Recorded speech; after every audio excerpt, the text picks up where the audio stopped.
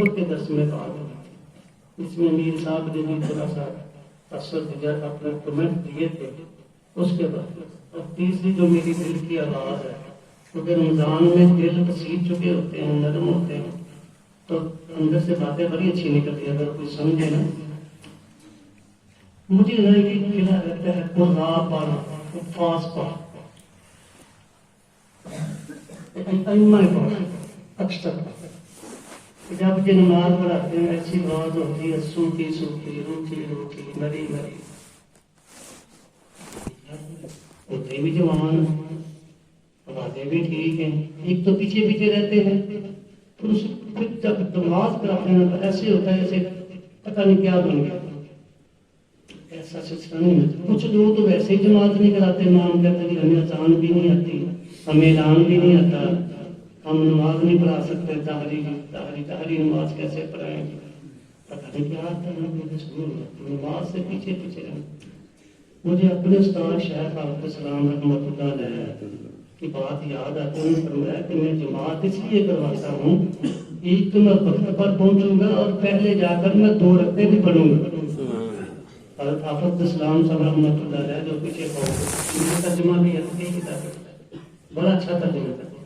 ایک یہ مجھے قلعہ رہتا ہے کیونکہ میں بزرگ ہوں، اب میری عمر قلعے والی ہے، آپ میری بس باتوں کو نا غصہ نہیں کرنا، جو اچھی ہو قبول کریں، جو آپ کے مزاج کے مطابق نہ ہو تو اس کو ذرا تھوڑی دیر کے لیے میں آپ سب کا اظہار کرنے کے بعد پھر سوچیں، اگر اس میں آپ کا بھلا ہو تو آپ اس کو ضرور اپنائیں۔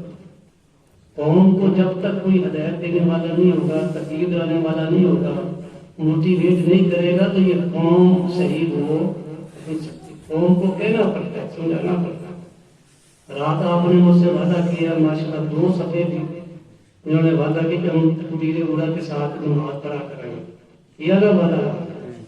اب تو ویسے بھی فجر کے وقت ہم تم سب لوگ آئے ہوتے ہیں، اللہ کا فضل ہے، عشاء کے وقت کیا ہو جاتا ہے، آپ نے وعدہ کیا۔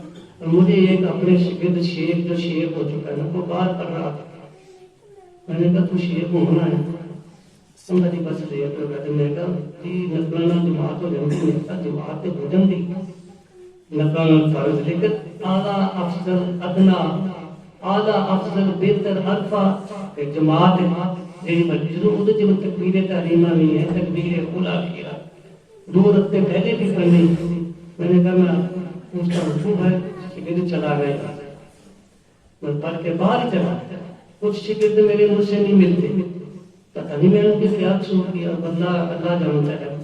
میں نے آج تک ممبر پہ بیٹھا، میں نے کسی بچے کی کوئی اس کے ساتھ کوئی بد اخلاقی نہیں کی، اس کے ساتھ میں نے اس کو مستقبل برا نہیں کیا، میں ہر وقت سوچتا ہوں کہ یہ نیک بندے بن، اب مسئلہ کیا ان کو ملتے نہیں، اسلام نہیں کرتے، ایسے گزر جاتے ہیں، دوسرے لوگ اسلام کرتے ہیں جو نئے آتے ہیں، ایک تو اسلام۔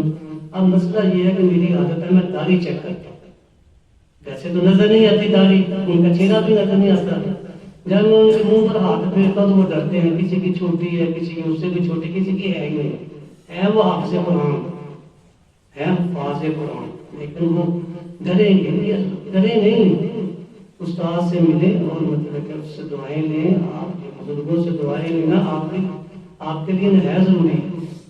اس لیے جو بھی جماعت، میں بھی تو بوڑھا ہوں نا، الحمدللہ اللہ کے فضل سے دیکھو چوٹ بھی لگی کل بہت سب پڑھانے جا رہا تھا، عقیدہ تو سیرت کا سبق تو وہ پلر لگا، کافی بھیڑیں بھی ہوئی، الحمدللہ جماعت بھی گرائی ہے، میری جماعت کو لوگوں کی جماعت میں وہ فرق بھی نظر آتا ہے۔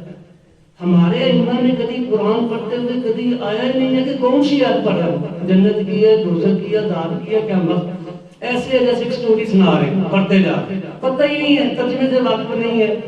یہ کیا وجہ ہے کہ حرمین کے امام جب پڑھتے ہیں تو رونا شروع کر دیتے ہیں، کبھی امام سنیہ صاحب کو سنو، شلیم صاحب کو سنو، ان کی قرات میں کیا لذت ہوتی ہے، کیسے پڑھ رہے ہوتے ہیں، کیا اس بات سے اتفاق کرتے ہیں کہ نہیں کرتے؟ ہماری وسطوں میں روحانیت ختم ہوتی جا رہی ہے، نہ مقتدیوں کو ترجمہ آتا ہے، نہ امام کو آتا تو امام بھی اس چکر میں پڑا ہوا مہنگائی بڑی،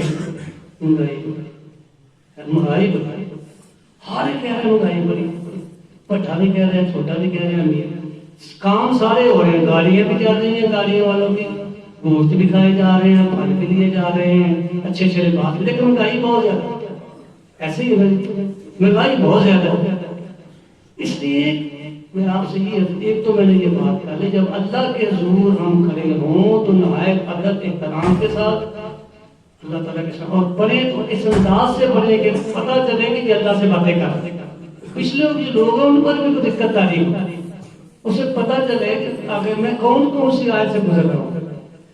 خدا را وہ اقبال کی بات یاد کر لے، وہ کہتا ہے تیری نماز بے رسول تیرا امام بے رسول، ایسی نماز سے گزر ایسے امام سے گزر. یہ تھے امام بھی بے رسول ہے، نماز بھی بولو نا ذرا بولو، یہ دادا روزہ ٹوٹ جانا گاتے نہیں کرنے بولو چی.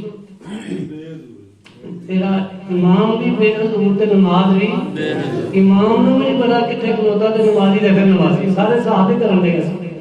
اس لیے میرے بھائیو ایک تو میں نے بات کر دوسری بات میں کرتا ہوں اختصار کے ساتھ کیونکہ میری بات لمبی چلتی.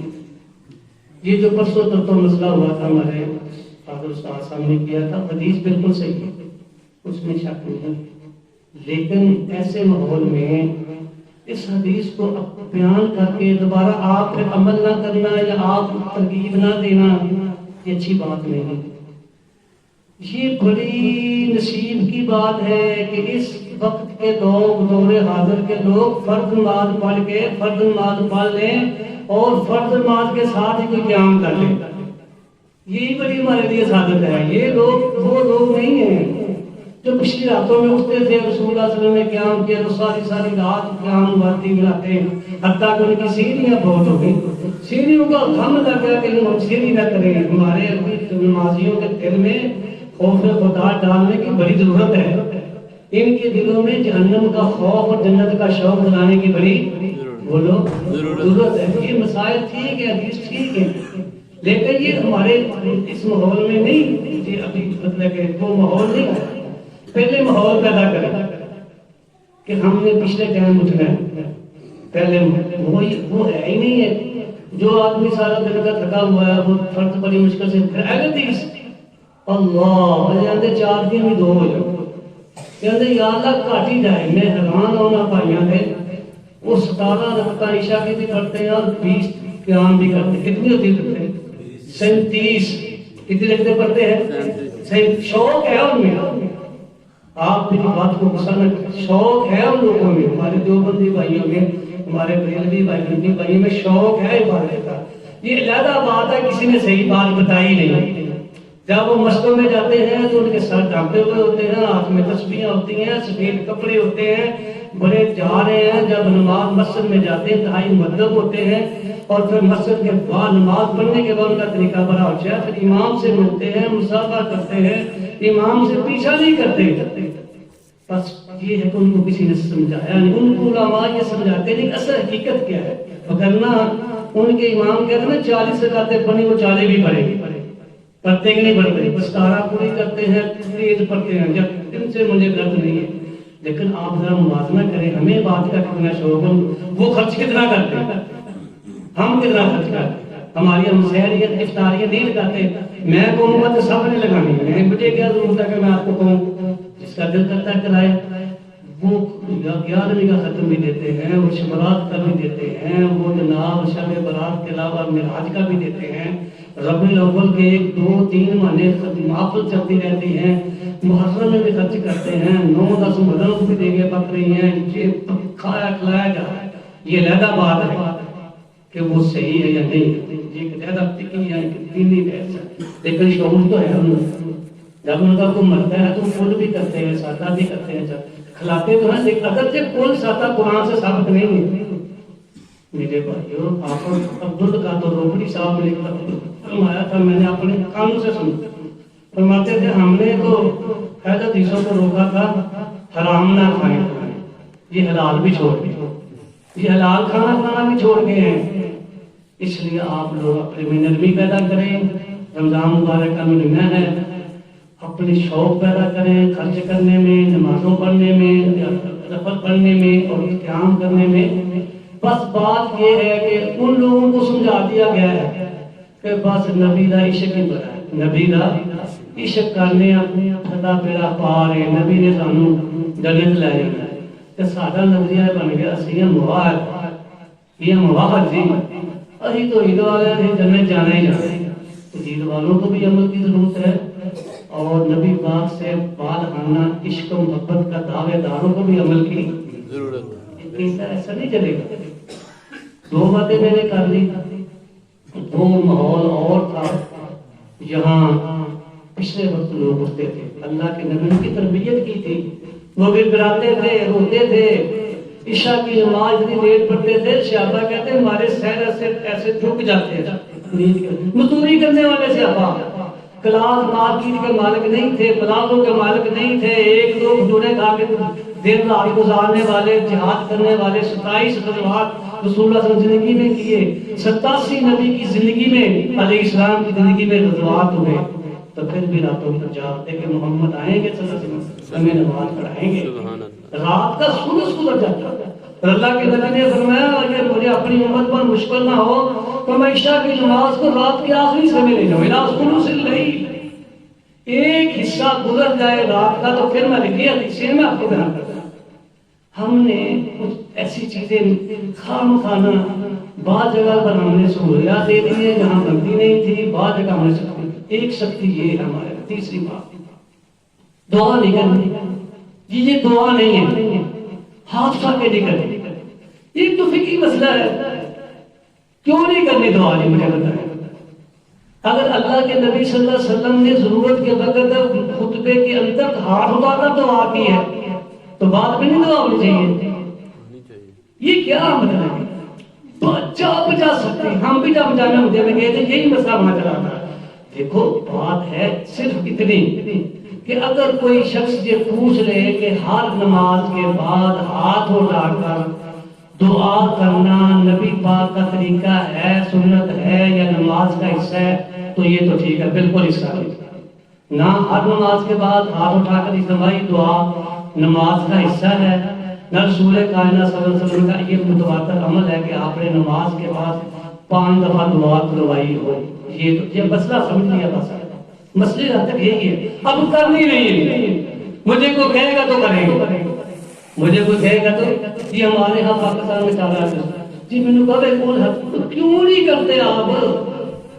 اگر نبی کائنات جناب محمد رسول اللہ صلی اللہ علیہ وسلم کو ضرورت کے وقت دعا کی ہاتھ اٹھا کر ضرورت ہوتی تھی تو ہمیں تو رہتی ضرورت، نظریہ ضرورت ہمیشہ زندہ رہتا ہے، پھر جس ماحول میں ہم کوئی ہمارا بیمار ہے، کوئی اکثر بیمار ہے، کوئی فوت شدہ ہے، کوئی اب ان کی اولادیں نیک بن گئی ہیں، والدین نام کے مسلمان تھے عمل نہیں کیا، تو ہمیں تو بہت ضرورت ہے دعا کرنے، مسئلہ دعا کے ساتھ ہاتھ اٹھانے کا بن جاتا ہے۔ کئی لوگ جب بیوی کے پاس جاتے ہیں وہاں ہاتھ اٹھاتے ہیں، نہیں ہاتھ اٹھاتے ہیں، اتنی آواز اٹھا لیں، اگر آپ نے وہ دعا پڑھنی ہے تو آپ وضو ہو کے پہلے آپ دعا ہاتھ اٹھا لیں، کوئی بات نہیں، وہاں نہیں اٹھاتے ٹھیک ہے، جب بیت اللہ میں جاتے ہیں صفا مروہ پہ جا کر ہاتھ نہیں اٹھاتے ہم، کیا وہ عمرہ ہی نہیں رہتا؟ میں نے عمرہ کیا 2017 میں 2 دن، ہمارے ایک شہر سے نے کرایا، پھر اس کے بعد جب ہم یہ جو بھائی ہیں جی عمر کہنے کا جو شکرانہ سے دیکھو شوق کی بات، ہمارے پاس شوق ہے، آپ میں سے کتنے لوگوں کی عورتیں آتی ہیں؟ مسئلہ نہیں آتی، 2 آتی ہیں، کیوں نہیں آتی ہیں؟ آپ کی عورتیں تو رابعہ بصری ہیں، کیا ہے تم کو؟ پہلے حدیثوں کی عورتیں کیوں مسئلہ میں نہیں آتی؟ کیوں جو رمضان کے دن اور نبی پاک کے دور میں صحابیات پیچھے نماز پڑھتی تھی، اسی لیے کہا کہ پہلی صف مردوں کے پہلی صف بچی ہے، عورتوں کی آخری صف بچی، کیوں کہا؟ عورتیں آتی تھی، نمازیں پڑھتی تھی، فرض نمازیں پڑھتی تھی، حالات نے ایسا کر دیا کہ کچھ لوگوں نے کہا نہیں آنا چاہیے، حالات بدل جاتے نا آستہ آستہ، تو ہمیں نہیں سمجھ آتی کہ وہ شکرانہ سے وہ دو پھیرے لگاتے ہیں، ان کی ابا جی جان کی ساری بہویں آتی ہیں، بیٹیاں آتی ہیں، پوتے آتے ہیں، پوتیاں آتی ہیں، سارے بھائی لوگ سارے آتے ہیں، نماز پڑھتے ہیں۔ جمعے کے بعد ایک آدمی کو جہاں تفریح ہوئی مجھے شکوا کرتا ہوں، فرحان نے مجھے دبایا تھوڑا سا، یا وہ حاجی عامر نے دبایا، باقی سب چلے گئے تھکے ہیں، کسی نے نہیں پوچھا آپ نے تقریر کی سوا گھنٹہ، فون آ جائیں گے خود سے پہلے جمعہ پڑھا رہے ہیں آپ، صحیح ہے کہ اب تمہاں نے پڑھانا، آپ کو علماء کا بھی احترام کرنا پڑے گا، ہمیں بھی آپ کا احترام کرنا پڑے گا۔ اچھا یہ تو ہوگا دعا کا مسئلہ. یہ دعا میرے بھائیوں نظریہ ضرورت ہے. رمضان مبارک میں قبولیت کا ٹائم ہے, جمعے کے دن قبولیت کا ٹائم ہوتا ہے. جب ہم بسم اللہ اللہ اکبر حجر اسود کی طرف ہاتھ اٹھاتے ہیں تو اللہ کے نبی نے ٹھہرا, وہ بھی ایک دعا ہی ہے. دائیں ہاتھ اٹھاتے ہیں, یہ اللہ کے نبی نے فرمایا کہ جب کوئی آدمی اپنے ہاتھ اللہ کی طرف بلند کرتا ہے, دعا کرتا ہے, تو اللہ کو شرم آتی ہے کہ اس کے ہاتھ واپس. اللہ کے نبی فرماتے ہیں اب دعا مخل عبادت, دعا عبادت کا مقصد ہے.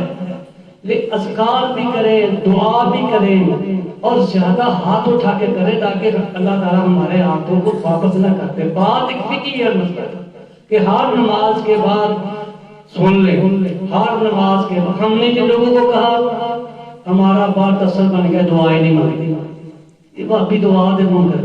مجھے ہمارے سابق ماسٹر ابھی زندہ اکبر شریف صاحب مجھے کہا جی مجھے دعائیں نہیں مانگتے, تو دعا دے مانگتے. دعا تو مانگتے ہیں, اسی لیے ہمیں کہہ دیا نہ فاتحہ نہ درود مر گیا مردود. ہم مردود نہیں ہیں, ہم فاتحہ بھی پڑھتے ہیں جنازے میں, ہم درود بھی پڑھتے ہیں. ہم ہی تو پڑھتے ہیں جنازے میں فاتحہ, ہم ہی تو درود پڑھتے ہیں. باقی وہ درود ابراہیمی پڑھتے ہی نہیں ہیں. لیکن فرق یہ بن گیا ہم مصنوع طریقے کے ساتھ نماز میں پڑھتے ہیں, وہ بعد میں دعا کریں. بات والی دعا ہاتھ اٹھانے کی ثابت نہیں ہے. تو یہاں یہ ضرورت کے تحت جب ہمارے نمازی آئے ہوتے ہیں, ہم سب کو ضرورتیں ہوتی ہیں, ہر کچھ کی دعا کرنی چاہیے. میں آخری بات کر کے ختم کرتا ہوں. آؤ آپ کو ہاتھ اٹھانے کی حدیث بتاتے ہیں.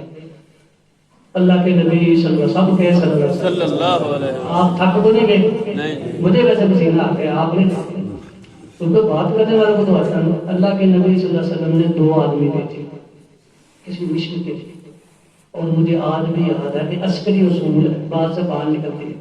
ہماری آرمی کے جب جوان جاتے 2 ہی جاتے, جو ہوتا ہر کوئی کی بات 2 بھیجتے ہیں. یہ 2 ہی بھیجے. نبی پاک نے 2 آدمیوں کو بھیجا. ایک آدمی راستے میں بیمار ہوا, فوت ہو گیا.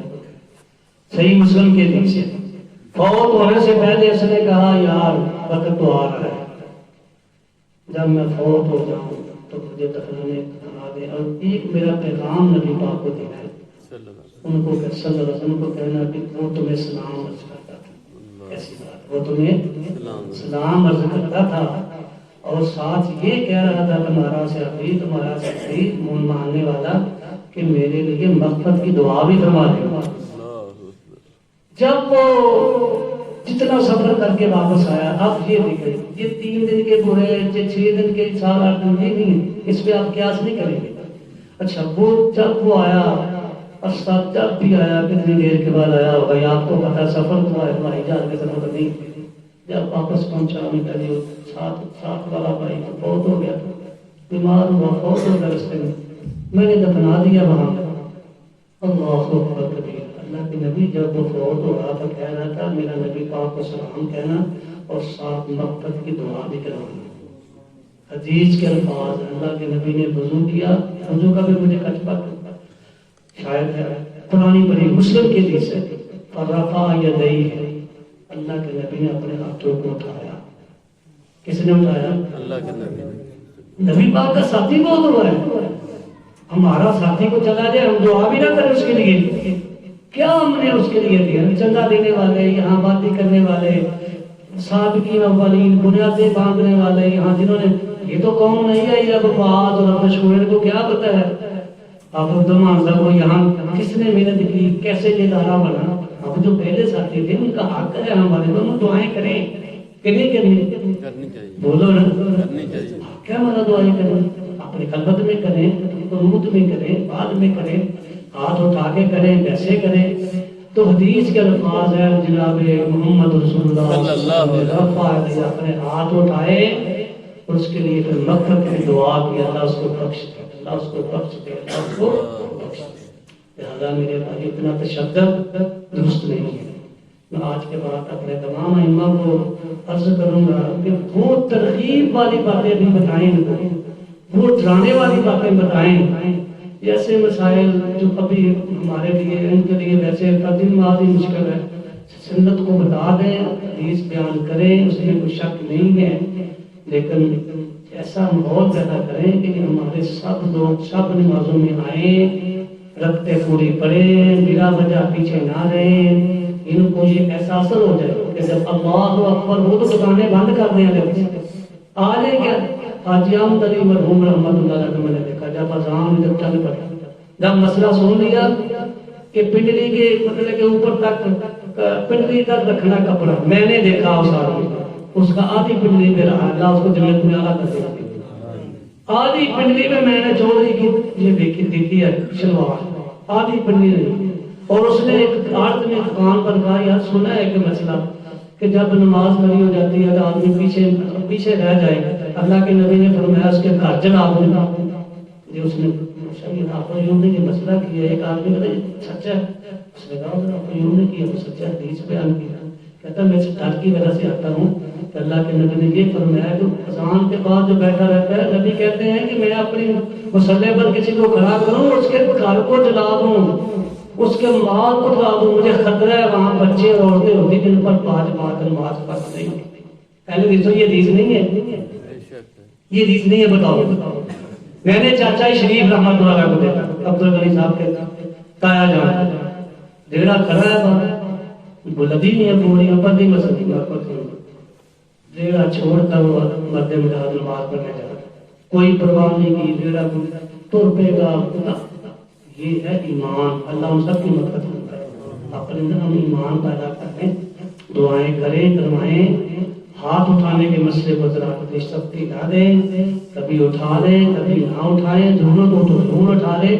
پتھر نہ بن جائیں پتھروں کو ہدایت نہیں ملتی اللہ ماشاءاللہ جن پتھروں سے اللہ چشمے جلا کے چشمے جاری کرتے وہ ایسے چشمے ہوتے ہیں بعض کساوت میں بہت سخت ہوتے ہیں اللہ مجھے آپ کو کساوت قلب سے دل کی سختی سے محفوظ فرمائے دل کی نرمی نصیب فرمائے اپنے لیے بھائیوں کے لیے بیویوں کے لیے اپنے اولاد کے لیے نمازیوں کے لیے جماعتیوں کے لیے ہمسایوں کے لیے اپنے بزرگوں کے لیے اپنے بچوں کے لیے سب کے لیے اللہ ہمیں نرم کر دے سیدہ عائشہ صدیقہ کو نبی کائنات نے فرمایا کہ عائشہ نرمی کرنے کیونکہ نرمی کرنے سے آدمی بلند ہوتا ہے کیا ہوتا ہے بلند اللہ تعالیٰ ہمیں وہ بلندی کے رتبے دنیا میں بھی نصیب فرمائے آپ کو